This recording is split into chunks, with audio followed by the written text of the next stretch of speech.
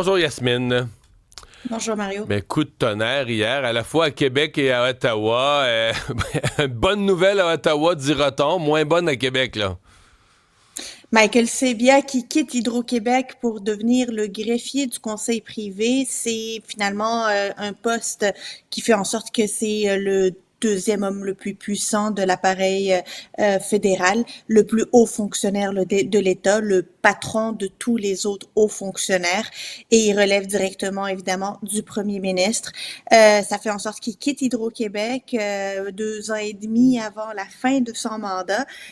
Évidemment, c'est un coup dur pour Québec, mais c'est toujours mieux d'avoir un Michael Sebia qui connaît les enjeux énergétiques du Québec, les ambitions d'Hydro-Québec et du gouvernement du Québec comme greffier du conseil privé, Oui, que quelqu'un qui c'est un décide bon de quitter. allié, là.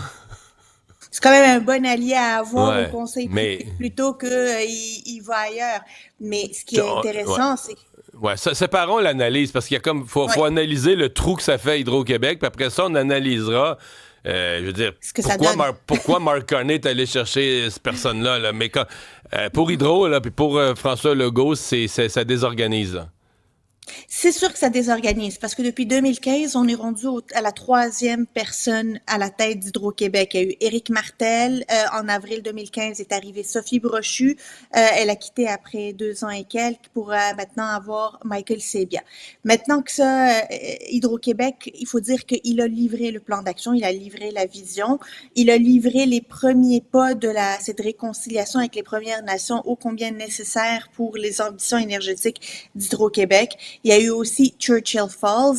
Disons que Michael Sebia a écrit la recette du redressement Ouais. d'Hydro-Québec. Là, elle est écrite, elle est Mais, ouais. objective. Et les Parce que passants là, et le projet de loi a été adopté. ouais, quand j'entends des gens dire ah, ça devrait bien aller, il a fait le plan, tu sais, ma réponse à ça, moi, c'est on a déjà vu bien du monde se perdre là, malgré une carte routière, ses genoux, là, tu comprends? C'est, c'est, c'est comme à un moment donné, il y a une notion d'exécution aussi, là. Ah ben, évidemment, la notion d'exécution est majeure. Et là, évidemment, même la recherche de celui qui va le remplacer, Et... est-ce qu'on va chercher quelqu'un qui va développer une nouvelle vision, qui va développer un plan stratégique, ou est-ce que son mandat, ça va être fait ce que Michael a écrit et a dit de faire, Pour ça que et ça c'est pourrait tout venir de son mandat. l'interne, là, hein, de ses Et c'est là, collaborateurs, de ses proches. des personnes avec qui il s'est entouré, qui connaissent déjà le plan de match, qui ont déjà adhéré et qui n'ont pas ce remue-ménage à faire, cette réorganisation des différentes unités, des différents départements pour imposer une nouvelle vision. Je pense pas que François Legault veut que la nouvelle personne vienne avec une nouvelle vision, avec une nouvelle manière de faire, veut juste gagner du temps puis continuer sur la lancée qu'a fait Michael Sebia. Et donc oui, ça pourrait fortement venir de l'interne.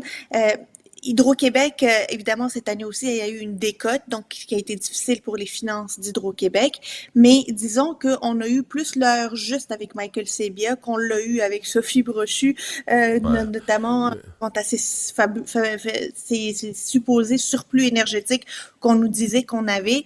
Ben, on s'était rendu compte que pas vraiment. Ouais. J'ajouterais à son bilan, pour moi, positif, tu vas me dire, la job est pas faite, mais l'espèce de prise de conscience, c'est le virage, fiabilité du réseau, là. Écoute, Ouais. un mois après être arrivé en poste, là, il est arrivé, puis il nous a fait un rapport. Moi, je l'avais reçu en entrevue, mais c'était... Je dis, là, lui, il nous dit la vérité, là, c'était terrible, c'était cruel, mais le réseau est en mauvais état, il y a des branches, des pannes, vous allez en avoir encore. C'est un plan sur plusieurs années. On va doubler le montant annuel qu'on met pour l'entretien du réseau, rénover des vieux transformateurs, couper des branches. C'était tout un plan, mais tu disais, OK, en même temps, ils nous donnent leur juste sur... c'est pas pour rien qu'on a toutes ces pannes-là hydro. Là. Il y a un vrai problème, puis là, on se met sur le chemin pour le régler. Bon, là, il arrive à Ottawa, c'est tout un poste qu'il va occuper. Et c'est intéressant. Je pense que c'est pas un hasard là, si Mark Carney tombe sur lui, là. Non, c'est pas un hasard. Il a déjà été numéro 2 du conseil privé, là, où il relevait du greffier dans le temps, Monsieur Monsieur Tellier. Tellier. Monsieur Tellier, qui avait été nommé sous Brian Mulroney. Donc, il connaît l'appareil. Il a déjà été sous-ministre des Finances sous Chrystia Freeland dans le gouvernement Trudeau. Ce n'est pas quelque chose qui lui est inconnu. Ce que je trouve intéressant, Mario, et qui commence à se dégager là depuis plusieurs semaines, c'est que le Québec est à la table de décision plus que jamais, là. Évidemment, il y a le premier ministre Carney, c'est pas un Québécois. Son chef de cabinet, Marc-André Blanchard-Lé.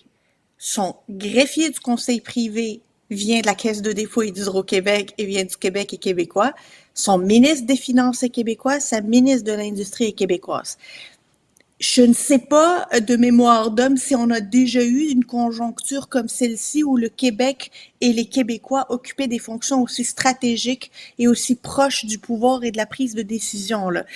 C'est important à plus forte raison lorsque on est en discussion avec Ottawa pour avoir un financement pour cette transmission, cette ligne de transmission. Il y a personne qui connaît ce dossier-là mieux que Michael Sabia. Ça, avoir quelqu'un proche de Mark Carney lorsque va venir le temps de trancher sur ces grands projets nationaux d'intérêt national, c'est important.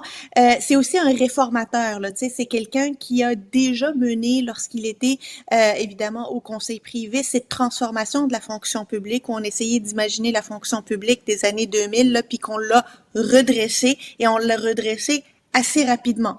Avec les ambitions que l'on connaît de Mark Carney, faut dire que c'est une personne d'expérience et une personne réformatrice, disons-le comme ça, qui vient accéder à ce poste qui est essentiel.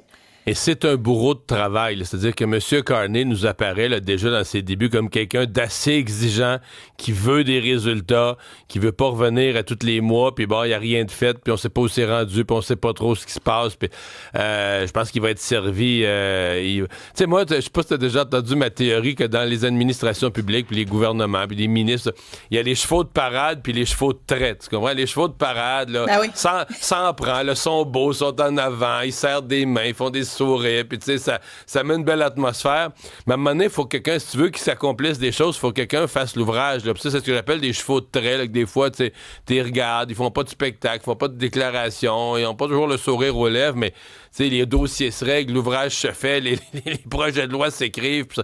Et pour moi, Michael Sabia, c'est un cheval de trait avec les cuisses gros comme des arbres. Tu sais, c'est vraiment quelqu'un qui accomplit le boulot, qui travaille. On dit, moi, on m'a décrit, il travaille 70-80 heures par semaine, il est chez eux, il arrive à la maison la fin de semaine, il lit les rapports, il sait tout ce qui se passe. Et il faut dire à chaque fois que Michael Sabia a changé de job, entre guillemets, c'est pour aller dans un poste encore plus important, encore plus stratégique, encore plus là, déterminé. C'est fini. C'est à moi qui devienne premier ministre. Là, il peut plus monter.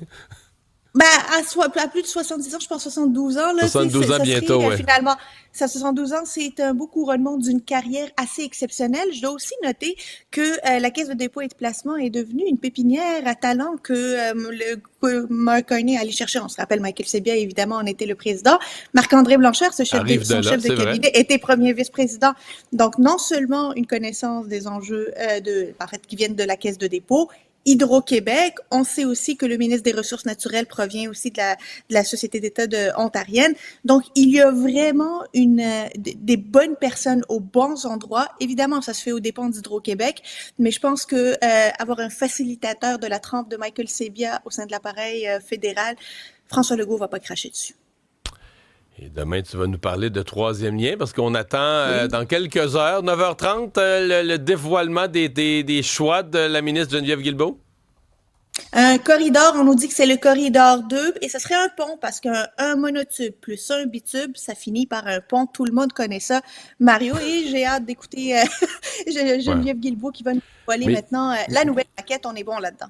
Ouais, mais j'ai vu quand même que dans les communications, la CAQ, là, ils ont l'air d'être à l'offensive. Hier, j'ai reçu le ministre Benoît Charette. Hier, j'ai vu sur Twitter, là, sur X, Mme Guilbeault. On a l'air d'être à l'attaque sur les oppositions, là, parce que il y a juste Québec solidaire dans l'opposition qui a une position claire. Hein? Et chez les libéraux et au PQ, là, c'est pour le moins flou. Alors là, j'ai l'impression que la CAQ se dit, tant qu'à faire rire de nous et qu'un projet que plus personne comprend, mais la meilleure chose à faire, c'est de passer à l'offensive. J'ai hâte de voir sous quel ton ça va être présenté. Mario, oui? Très rapidement, les libéraux aujourd'hui ne sont pas pour le troisième lien, mais dès lundi, ils vont l'être. Fait que c'est important ce changement de position. Parce que samedi, ils vont avoir un chef et tous les chefs sont pour le troisième lien. Merci, Yasmine.